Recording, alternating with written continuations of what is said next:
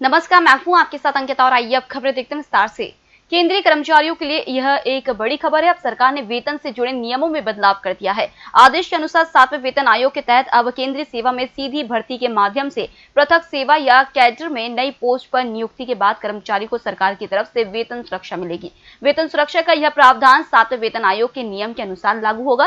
केंद्रीय कार्मिक लोक शिकायत और पेंशन मंत्रालय के कार्मिक व प्रशिक्षण विभाग ने इस संबंध में एक ऑफिस मेमोरेंडम भी जारी किया है। इस नए नियम का देश के लाखों कर्मचारियों पर असर पड़ेगा। सच्चा कमेटी की मुसलमानों की शिक्षा के बारे में बताई गई बातें 1.5 दशक पुरानी हो चुकी है। देश के मुसलमानों की शैक्षणिक स्थिति बेहद खराब है। अब राष्ट्रीय सांख्यिकी कार्यालय की एक रिपोर्ट में खुलासा हुआ है कि देश के मुसलमान शिक्षा के कई मानदंडों पर एससी और एसटी से भी बदतर स्थिति में है। रिपोर्ट के अनुसार मुसलमानों के कई सामाजिक समूह में शिक्षा दर बेहद खराब है। नॉन एससी एसटी ओबीसी वाले 7 साल या उससे अधिक उम्र वाले अन्य समूह में शिक्षा दर सबसे ज्यादा है। नशे के कारोबार का मकरजाल दिल्ली में फैलता जा रहा है। युवा पीढ़ी से लेकर महिलाओं तक को यह अपनी गिरफ्त में ले रहा है। राजधानी में ड्रग्स की खपत बढ़ती जा रही है। देश के विभिन्न राज्यों के अलावा विदेशों से भी नशे की खेप दिल्ली में आ रही है। यहां से दूसरे राज्यों में भी सप्लाई हो रही है। Directorate of revenue intelligence narcotics control bureau, Delhi police की क्राइम ब्रांच का नार्कोटिक्स सेल और स्पेशल सेल समिति लोकल पुलिस तक लगातार धरपकड़ में लगी है। लेकिन राजधानी में यह काला कारोबार पांव पसारता जा रहा है। बाहुबली मुख्तार अंसारी और उसके करीबियों व गुर्गों पर जल्द ही प्रवर्तन निदेशालय का भी शिकंजा कसेगा। गैंगस्टर एक्ट के तहत मुख्तार और उनके करीबियों की जब्त करोड़ों की संपत्तियों के मामले में यूपी पुलिस की तरफ से जांच के लिए ईडी को सिफारिश भेजी जाएगी। डीजीपी हितेश चंद्र अवस्थी का कहना है कि ऐसे अपराधी और माफिया जिनकी करोड़ों की संपत्तियां जब्त हुई हैं, उनके खिलाफ अवैध कमाई के पर्याप्त साक्ष्य मिलने पर ईडी को जांच के लिए सिफारिश की जाएगी। प्रधानमंत्री नरेंद्र मोदी आज ईमानदारी से कर चुकाने वालों के लिए पारदर्शी कराधान ईमानदार का सम्मान नामक एक मंच का शुभारंभ करेंगे। वीडियो कॉन्फ्रेंस के माध्यम से होने वाले इस आयोजन में केंद्रीय वित्त एवं कॉर्पोरेट कार्य मंत्री निर्मला सीतारमण और वित्त एवं कॉर्पोरेट कार्य राज्य मंत्री अनुराग सिंह ठाकुर भी उपस्थित रहेंगे। प्रधानमंत्री कार्यालय की ओर से जारी एक बयान में कहा गया है कि आयकर विभाग के अधिकारियों और पदाधिकारियों के अलावा विभिन्न वाणिज्य मंडलों, व्यापार संघों और चार्टर्ड अकाउंटेंट संघों के साथ साथ जाने माने करदाता भी इस आयोजन में शामिल होंगे। सुशांत की मौत को लेकर उठ रहे सवालों का जवाब हर कोई जानना चाहता है कि आखिरकार सुशांत ने आत्महत्या क्यों की। अब सुशांत सिंह राजपूत की मौत के मामले की सीबीआई की एक जांच के लिए दायर जनहित याचिका पर उच्चतम न्यायालय गुरुवार को सुनवाई करेगा। जनहित याचिका में कहा गया है कि इस मामले की मुंबई पुलिस द्वारा की जा रही जांच के तरीके से पूरा देश स्तब्ध है। अजय अग्रवाल की इस जनहित याचिका पर प्रधान न्यायाधीश एस ए बोबडे, न्यायमूर्ति एएस बोपन्ना और न्यायमूर्ति वी रामासुब्रमण्यम की 3 सदस्यीय पीठ सुनवाई करेगी। दिल्ली में आज सुबह से बारिश हो रही है। कई इलाकों में जलभराव हो गया है। द्वारका अंडरपास में पानी भर गया है, जिसके बाद लोगों को परेशानियों का सामना करना पड़ रहा है। इसके अलावा नई दिल्ली रेलवे स्टेशन के पास भी जल जमाव हो गया है। आपको बता दें कि मौसम विभाग ने दिल्ली में आज भारी बारिश की भविष्यवाणी की है। राजधानी दिल्ली के कनॉट प्लेस में भी बारिश हुई है। दिल्ली में आज सुबह 5:30 बजे तक पालम इलाके में 86 mm बारिश रिकॉर्ड की गई है। लद्दाख के डेप्सांग के वास्तविक नियंत्रण रेखा पर आमने सामने की तैनाती और तनाव खत्म करने के मकसद से रविवार को हुई मेजर जनरल की बातचीत से कोई रास्ता नहीं निकला है। इससे पहले पूर्वी लद्दाख के पैंगोंग त्सो समेत 3 जगहों पर चीन के भारत की जमीन छोड़ने की कोशिश में हुई कोर कमांडर यानी लेफ्टिनेंट जनरल स्तर की 5 दौर की बातचीत की पहले ही हवा निकल चुकी है। एलएसी के इन जगहों पर जबरदस्त गतिरोध बरकरार है। डेप्सांग पर मेजर जनरल और लेफ्टिनेंट जनरल स्तर के 5वें दौर पर बातचीत पर सेना या रक्षा मंत्रालय की तरफ से कोई औपचारिक जानकारी नहीं दी गई है। पूर्व राष्ट्रपति प्रणब मुखर्जी की हालत में लगातार तीसरे दिन कोई सुधार नहीं हुआ है। सेना के रिसर्च एवं रेफरल अस्पताल में बुधवार को कहा कि प्रणब मुखर्जी की हालत चिंताजनक बनी हुई है और अभी उन्हें वेंटिलेटर पर ही रखा जा रहा है। प्रणब मुखर्जी को 10 अगस्त को अस्पताल में भर्ती कराया गया था। उनकी मस्तिष्क की सर्जरी हुई थी और दिमाग में जमे खून के थक्के को हटाया गया था। सर्जरी के बाद से प्रणब मुखर्जी वेंटिलेटर पर हैं। सीमा विवाद को लेकर चल रहे तनाव के बीच भारत और नेपाल अगले सप्ताह आपस में वार्ता करेंगे। सूत्रों ने बुधवार को बताया कि वार्ता के दौरान नेपाल में भारत के सहयोग से चल रहे प्रोजेक्टों की प्रगति की समीक्षा की जाएगी। सूत्रों ने कहा है कि 17 अगस्त को वार्ता में नेपाल में भारतीय राजदूत विनय क्वात्रा और नेपाली विदेश सचिव शंकर दास बेरा की हिस्सेदारी करेंगे। हालांकि सूत्रों ने यह नहीं बताया कि इस दौरान नेपाल की तरफ से जारी किए गए नए विवादित नक्शे को लेकर भी वार्ता के दौरान चर्चा की जाएगी या नहीं।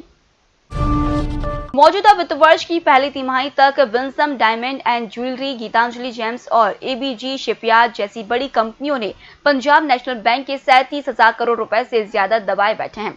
विजय माल्या की किंगफिशर एयरलाइंस के ऊपर भी 522 करोड़ रुपए का कर्ज है।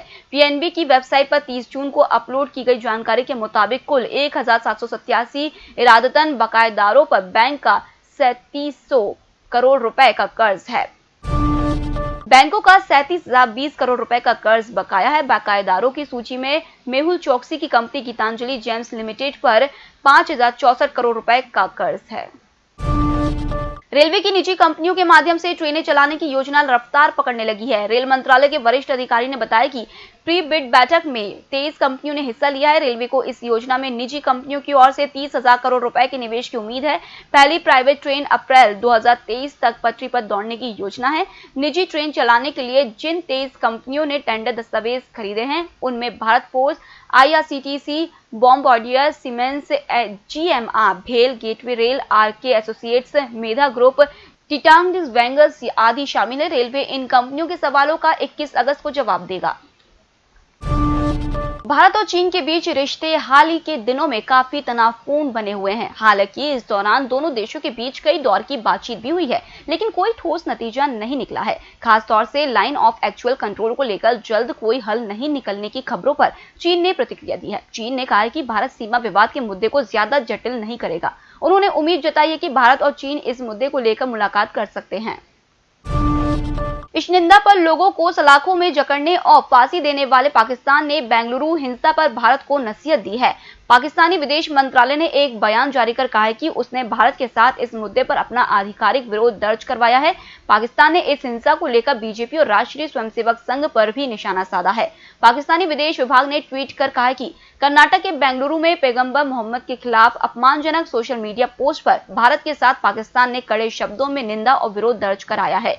इतना ही नहीं, पाकिस्तान ने भाजपा और आरएसएस के खिलाफ भी जहर उगला है।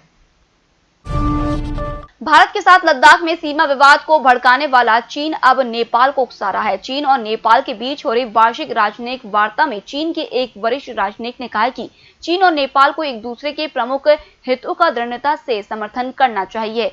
चीन ने इस वक्तव्य से साफ कर दिया है कि वह सीमा विवाद के मुद्दे पर नेपाल का समर्थन चाहता है, जबकि बदले में वह भारत के खिलाफ नेपाल का साथ देगा। पाकिस्तान के कराची स्थित गुलशन ए हदीद कॉलोनी के निवासी उस समय सकते में आ गए जब उन्होंने कंपाउंड में एक साथ 4 शेरों को टहलते हुए देखा। सिंध प्रांत के वाइल्ड लाइफ डिपार्टमेंट ने इसे कानून का गंभीर उल्लंघन माना है। बताया जा रहा है कि इस कंपाउंड में रहने वाले एक व्यक्ति ने इन शेरों को पिंजरे से निकालकर बाहर घूमने के लिए छोड़ दिया था। Sindh wildlife conservator Javed Mahar ने बताया कि ये शेर कंपाउंड के भीतर अपने पिंजरों के बाहर खुलेआम घूम रहे थे, जिससे यहाँ के स्थानीय निवासी उन्हें देखकर घबरा गए थे। उन्होंने फोन कर हमें सूचना दी, लेकिन जब हमारी टीम पहुंची तो उन्हें पहले से ही पिंजरों में ले लिया जा चुका था। पाकिस्तानी नौसेना ने हाल ही में अपनी एक पनडुब्बी को चीनी नौसेना के युद्धपोतों के बीच कराची में तैनात किया था। हाल ही में ली गई सैटेलाइट तस्वीरों से खुलासा हुआ है कि चीनी युद्धपोतों की रक्षा के लिए पाकिस्तान ने अपनी अगोस्टा 19B टाइप की डीजल इलेक्ट्रिक अटैक पनडुब्बी को तैनात किया था। फ्रांसीसी मूल की यह पनडुब्बी परमाणु मिसाइल बाबर 3 को लॉन्च करने में सक्षम है। पाकिस्तान और चीनी नौसेनाओं के इस जमावड़े से भारत की भी चिंताएं बढ़ सकती हैं। अमेरिका ने अपने यहाँ वीजा प्रतिबंधों में बड़ी राहत दी है, जिससे भारतीयों को खासा फायदा मिलने वाला है। कोरोना वायरस महामारी को ध्यान में रखते हुए अमेरिका ने वीजा प्रतिबंधों को लागू कर दिया है। ट्रंप प्रशासन ने H-1B वीजा धारकों के लिए नियमों में ढील दी है ताकि वे अमेरिका में प्रवेश कर सके। दरअसल ट्रंप प्रशासन ने कहा है कि वह H-1B वीजा धारकों के लिए बनाए गए नियमों में कुछ ढील दे रहा है ताकि वे संयुक्त राज्य अमेरिका में आ सके। हालांकि इसके लिए एक शर्त रखी गई है। प्रशासन की तरफ से कहा गया है कि इन वीजा धारकों को उन्हीं नौकरियों को करने के लिए लौटना होगा जिन्हें वे वीजा प्रतिबंधों से पहले कर रहे थे।